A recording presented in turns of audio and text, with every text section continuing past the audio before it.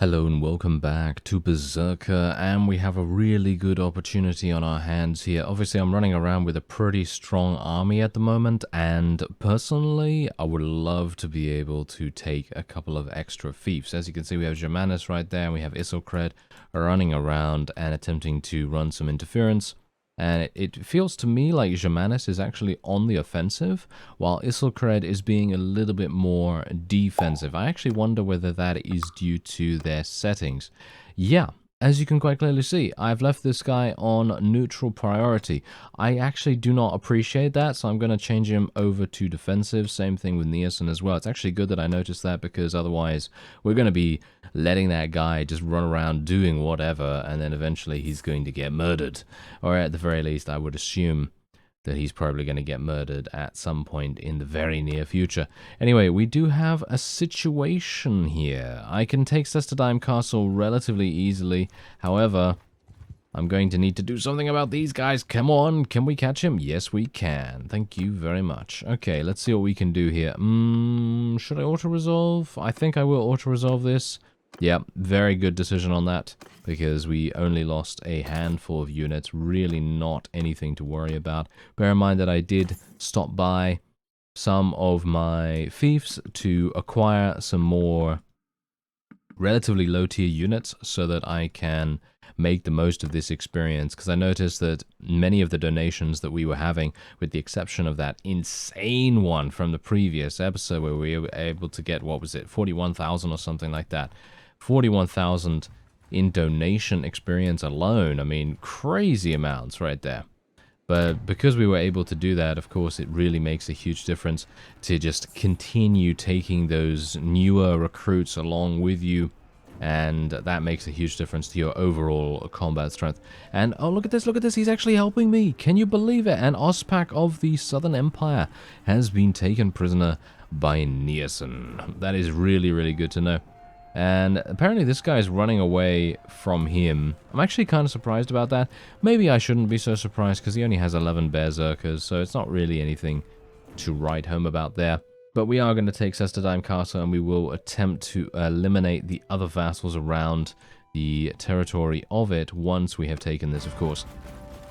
And I've actually come to a decision about the whole crafting thing as well, because we have the ability to create some relatively strong weapons nowadays, but I just don't have the parts available to really make a wonderful two-handed axe that is going to be suitable for most of our desire to cleave people and do massive damage to them, because obviously at the moment I'm using an axe that I was able to loot from, well, some random battle at some point in this series so far, and I'm not actually using something that I have created myself, and I would love to be able to do that.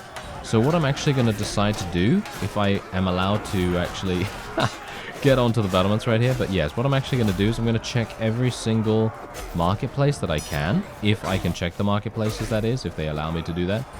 Then what I'll do is I'll buy up every single two-handed axe that they have available, and maybe even every single one-handed axe as well. It might make a difference. And then what I'm going to do is I'm going to smelt those, and we're going to see how it goes, because I think that's probably going to make a pretty big difference to the amount of parts that I have available.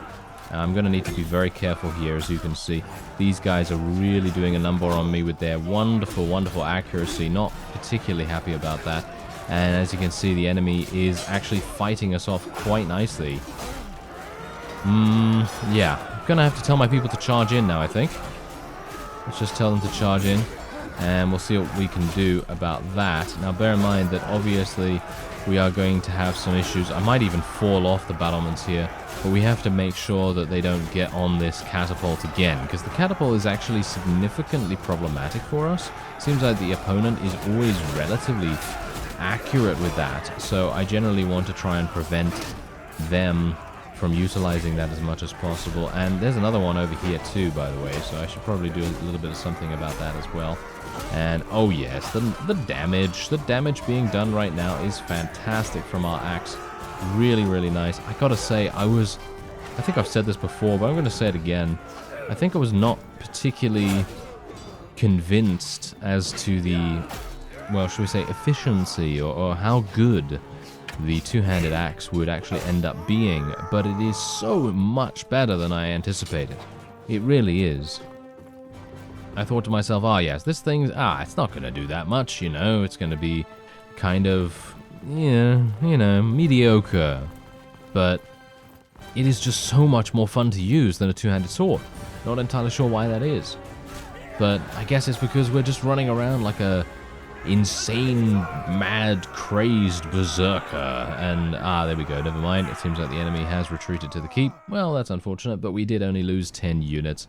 So that is not really that big a deal. It seems as though if you can prevent 20, at least 20, or should we say maximum 20 units from reaching the keep, so in other words, the ones that are able to retreat from the initial battle, or the initial siege battle, shall we say, if you can prevent that from happening, then I think that actually prevents them or restricts their movement from going into the keep itself, and that actually makes it so that we don't have to go through this phase of the fight, because as you can no doubt see, there's 20 units available here, and I think that that is only due to the fact that we allowed 20 units to rout in the previous phase. So if we can prevent them from running away, we shouldn't have to go through to this final stage, because that's what happened in a previous siege, and that seems to hold true for the most part. So I'm very, very happy about actually figuring that out for once, because most of the time when they introduce these new mechanics and everything, I'm always kind of like, okay, well, what am I supposed to do to prevent that sort of thing? And then you just have to kind of come up with a theory, test out the theory. If it doesn't work, then try something else, and so on and so forth, and then continue along that line and try and figure out something that is going to work in the end. And it seems to me like that is indeed what we should do here as well. So yeah, I'm going to try, if I can, in future sieges, I will try to run very quickly over to the area where I think they're going to retreat to, and then we'll see what happens as a result of that, because I think that we can prevent them from going into the keep, and that is obviously going to prevent them from being just that much more, shall we say, resilient. Oh, look at this! All of our people are actually fighting. Oh, that's fantastic. Very nice indeed. Okay, yeah, look at that. They're actually ganging up on him. I really appreciate that. I love seeing the AI do those kinds of things. Usually the AI, as you know, I don't have a huge amount of confidence in them, and generally I feel like their AI could definitely use a bit of an upgrade, but I think that the addition of these wonderful orders priorities, you know, these things right here, defensive, defensive, defensive, you know, all these priorities right here, that makes a huge difference to how effective these units are going to be when they're actually using their own parties out in the world somewhere. It really makes a huge difference. So I am super pleased that the developers have done something like that. Really does make a world of difference. They do so much more, and I'm actually going to spec a little bit into Steward here, mainly for the fact that I want the discarded weapons being donated to troops for increased experience. I want that. And I only need to get to 125 for that, which is really not that big a deal, so it should be relatively easy for us to reach it. And otherwise, we can, I'm not entirely sure where to head on. Oh, look at that. We actually already reached it. Well, that was quick. Let me just have a look and see what the other perk is. No, I don't particularly like that. I will be taking the discarded weapons, can be donated to troops for increased experience. Thank you very much. And that sounds good to me. Alright. But yes, anyway, I'm actually wondering whether I should leave Sestadaim Castle the way it is, because as you can see, there are not that many defenders in the garrison at the moment, which is obviously a big problem. However, I cannot just wait, you know what I mean? I have to strike while the iron is hot as much as we possibly can, because if I don't, we're going to lose the element of, well, not so much surprise, but the enemy is going to know where we are, and then they're going to make, well, somewhat, you know, annoying decisions based upon that. That's basically what I'm trying to say there. Anyway, I am going to take as many things as I can get my hands on here. As you can see, there's not that many units that need to be leveled up. I probably should have taken them, to be honest. I should have leveled them up before going into the looting screen, now that we have that new perk. But it's alright. It's not a big deal. Not that big of a problem. Anyway, Lycaron is actually under siege, but I'm not entirely sure what it's under siege by. I need to go over there and actually take a look. Oh, hello. Rajea's army itself, and she has just literally taken it. Can I intercept her before she gets inside? I can. Hello there, Rajea. Okay, this is absolutely perfect. This is one of those excellent timing moments that we've had a couple of times happen in this series so far, but I am very, very pleased to say that we have the ability to take her on at this point. I am... You know, on the one hand, I'm happy about this, but on the other hand, I'm kind of frustrated with myself.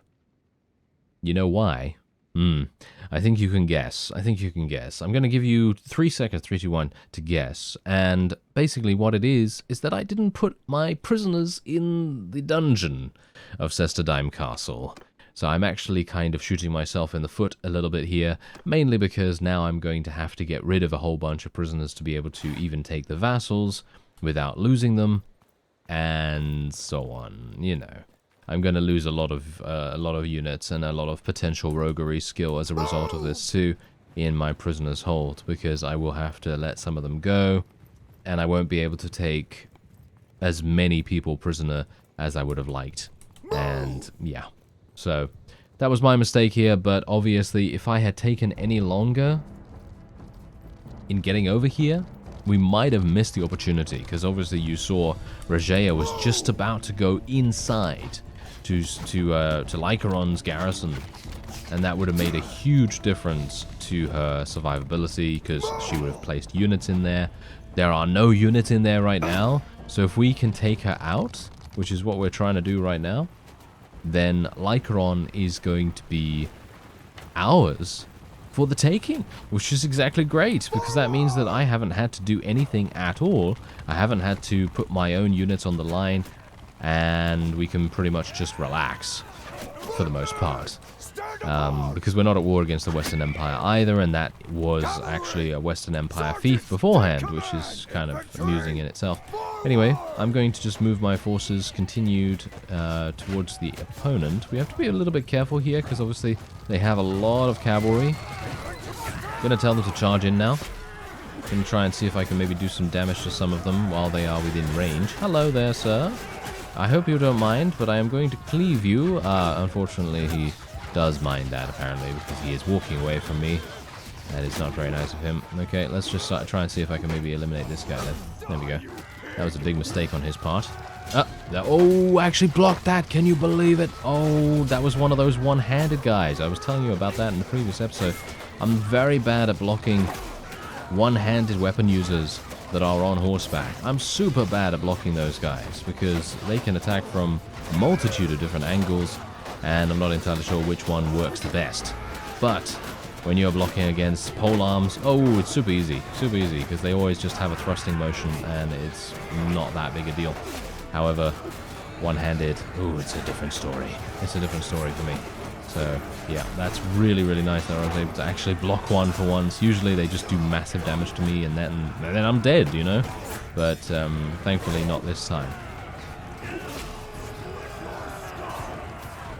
I was hopeful. I was hopeful for that guy. Alright, well, my units are absolutely murdering them. They are absolutely murdering them, and there is not much they can do about it, which I gotta say I'm very pleased about, because, well, let's face it, eliminating Rajea here, that's a big deal. That is a real big deal, because if we can make it so that she is very much in, well, I don't know how to say it. I don't know how to quantify it, really. She's in the doghouse, basically. She's in the doghouse. She's got, well, basically nothing after this, and a lot of her vassals will have nothing after this as well.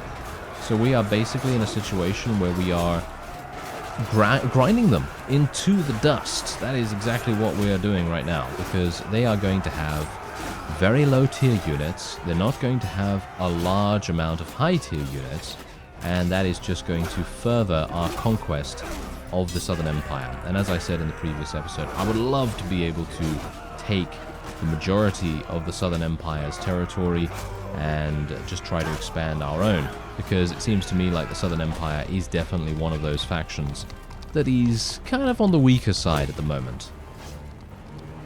And there you go, a victory. By the way, I don't know whether you noticed in this particular battle, if you were paying attention, did you see that? When I was forming my, my formations, when I was ordering them around, and when my forces went into a loose formation, my guys actually started getting kills and started to be that much more effective with their thrown weapons. And that just drives the point home that loose formation, especially for ranged or skirmisher units, is really good. I mean, especially if the enemy is on the same elevation that you are, which we were there, of course. So that makes a huge difference to their effectiveness.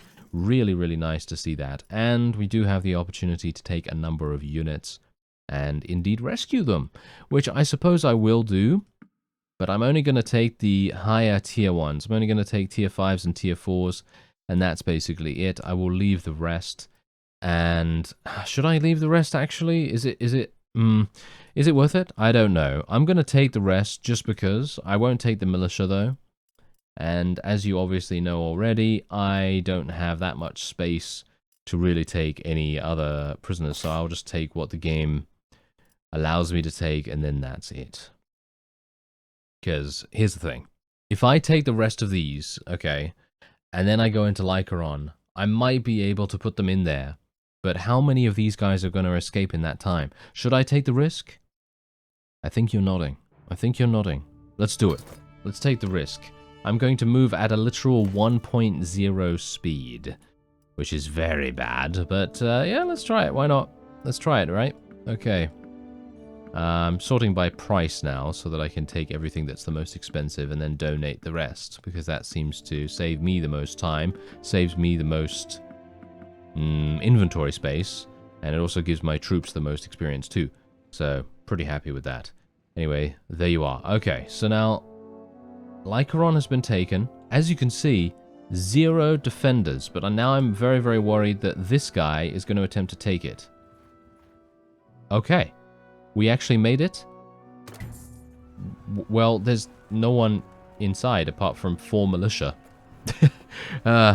Well, that's kind of unfortunate. I was actually hoping that we would be able to take it almost immediately. We are now losing units at an exponential rate, which is obviously the reason why I mainly did not want to take so many prisoners. But let's hope that we still have a couple remaining. Yeah, look at that. We still got 428, but bear in mind we did end up losing 1 vassal, which is obviously a bit of an issue, but oh well, never mind. Okay, so let's see. Everyone's good. Yep, that is absolutely fine. We're over our prisoner limit. Not a big deal. We'll just donate all of that. I don't particularly care. Okay, let's show mercy. And then here we go. Let's go into the dungeon. Fantastic. Okay, so I'm going to put everyone in here. 428 units in there straight away. And then we'll see what we can do about recruiting at Lycaron. We're going to try and recruit prisoners. Actually, you know what? Should I literally just not recruit anything? I mean, I'm actually thinking maybe what we want to do... See, now here's the thing. On the one hand, I want to recruit prisoners, but I really want to get this garrison as fast as possible, so I think I'm just going to leave it the way it is. And then we'll just see what we can do, and...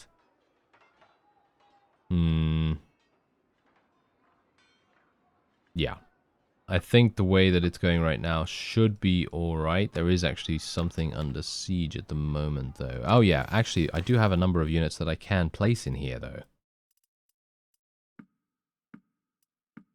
Place a bunch of these guys. There we go. Some Imperials for you. There we are.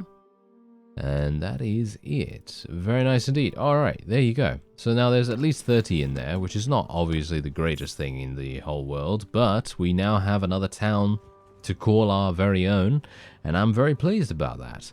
So now let's see exactly what happens. Yeah, so there you go. We're actually persuading 14 prisoners today and 37 troops. as well. And my steward skill has actually advanced to 152, if you can believe it. Wow. Steward skill levels up super, super fast.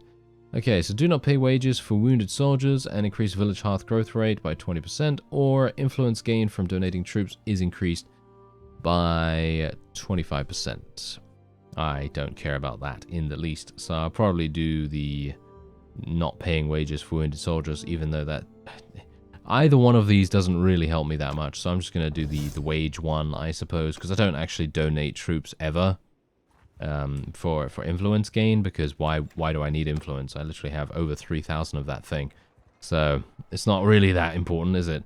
Anyway, Botania. Ooh, Botania has formed an alliance with Sturgia. We might have a little bit of aggression coming in from them quite soon. But I suppose we'll see what happens. Anyway, we do have this now. This is our... Look at that. This is our territory. It's looking pretty impressive now, right? I mean, well, it's a little bit better, at least. It's a little bit better. And we are kind of carving a path for ourselves here. I mean, obviously, I'm very specifically targeting certain fiefs. So obviously, you know, we can kind of determine what kind of path we are, you know, creating here and what kind of territory our you know, forces are under control of. But still, I feel like that's pretty nice. Anyway, I'm actually going to take a look and see whether I can maybe... This is an Empire one, isn't it? Okay, I'm going to need this guy, I guess. Yeah, I'm going to get this guy. He's going to be my new governor here. There we are. And we need to we're gonna need to put some gold in here at the very least. Let's just build a bunch of stuff just to make sure that these things are continuously going to be improving themselves, and let's increase our settlement loyalty too. Alright, so that is pretty much done. Wow, it already has a garrison of 105. That is super fast. Really, really nice to see that. Okay, so now let's go... Ooh, Chinopsis is looking really good, but it's still... It has 334 units. That's quite a lot. Oh, Phycaon, on the other hand, only has 203. And the Southern Empire has formed an alliance with Botania. Oh, dear. Okay, do you see where this is going? Yep, I see where this is going. Look at my combat strength. Wow, that's actually fantastic. I'm super pleased about that. The Crusade are really not doing very well at all. Look at that, 3,000. Botania is doing pretty strong. Sturgia is also strong. The Azerai and Vlandia are looking the most powerful. Northern Empire is doing pretty well as well. And everyone else, okay, we might have some issues. We might have some issues here. Okay. Well, I'm gonna try and take Phycaon, I guess. I mean, the one problem about Phycaon itself is that it is split by a river.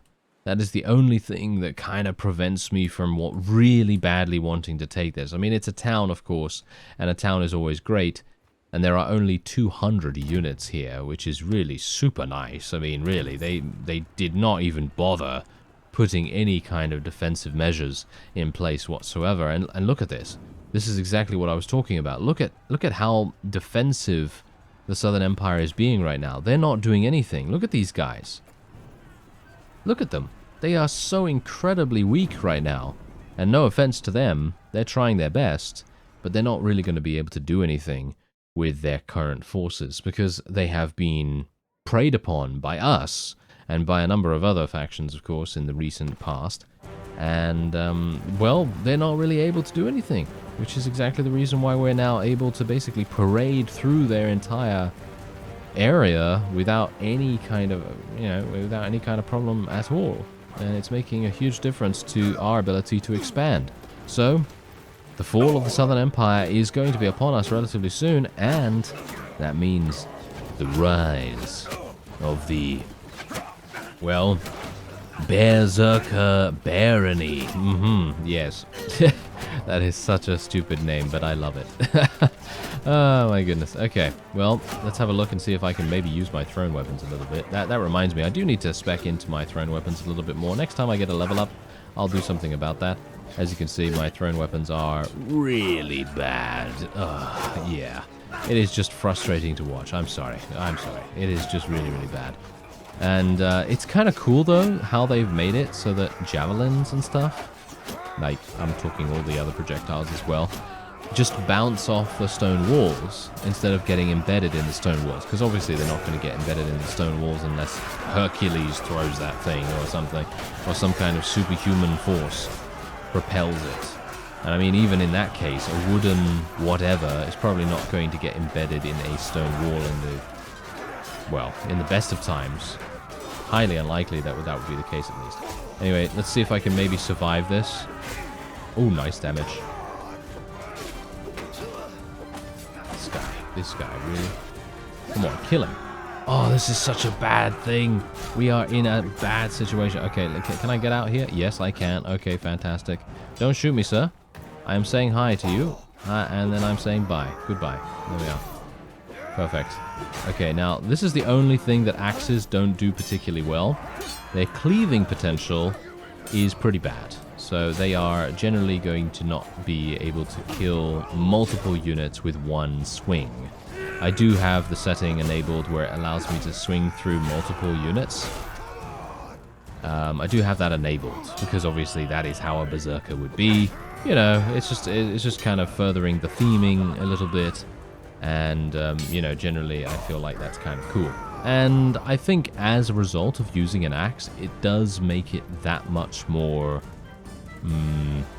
I suppose, more realistic in that sense, because even though I have the, you know, slicing through enemies setting enabled, the axe kind of prevents that from being overly effective, if you know what I mean. Because with a sword, it's completely different. You have the blade almost the whole way up the, you know, up the weapon, whereas the axe is completely different. And, you know, it just has that lethal part at the very top, and that's pretty much it. So it's very, very difficult to get multiple kills in one swing. And while it's possible, you do have to hit them very precisely in that case. Wow. We've literally only had 4 of the enemy route at this point, which is fantastic, because that means that we don't have to go into the walls. And as you can see, we've won the battle now. And that is because we did not allow 20 units to escape. That is the biggest key to not having to go into the, you know, not having to go into the keep and finish off the remaining forces. So that's actually really nice. Anyway, once again, just going to sort by price, and there's only 5,400 experience here, but, you know, every little helps, I guess. I mean, I guess it does, right? I mean, wow. This is all that it needs to literally give me 5,400? That's pretty good. I'm kind of surprised about that. Anyway, gonna go into the dungeon, manage the prisoners, place all the prisoners in there, and boom, there we go. Very nice indeed. Okay, so Phycaon is now ours, and we're once again... Ooh, no, I'm not going to put that many in there. I'm going to put in 350, thank you very much. Let's put tier 5, and there we have it. Okay. Perfect. Now we can just wait here for some time. Pretty sure Lycaron's going to be okay. Don't think we really need to worry about that too much. And my medicine skill is also leveling up. Pretty good, pretty good. What is the maximum level medicine perk, by the way? I don't think I've ever looked at that. Or at least, I don't think so. Oh, wait a minute. What's this? Cheat death. Ignore the first negative outcome for the terminally ill roll. Oh, okay. So, yeah, obviously, we're pretty far away from dying. I mean, I would assume that my character's pretty far away from actually dying from old age. But look at this. Hero death chance in battle is 50% less. That's actually kind of cool. I mean, obviously at the moment, I'm not entirely sure what the actual death rate or death chance is. Because if it's 5%, then 50% less of that is 2.5%. So obviously you are reducing it by a pretty significant amount, because 2.5% hero death, well, it's not that much, you know, that's pretty good. But if it's 10%, then again, you're reducing it by 50%, so it's only 5%, so it's pretty nice, right? Yeah, not bad. Now, what is the maximum level? Okay, we're gonna need to get this. We're gonna need to get this, like, super, super fast. Look at how amazing this is.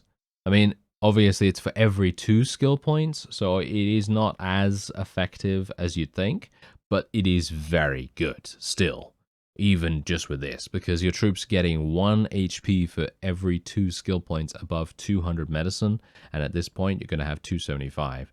So it's literally going to give them such an incredible survival boost.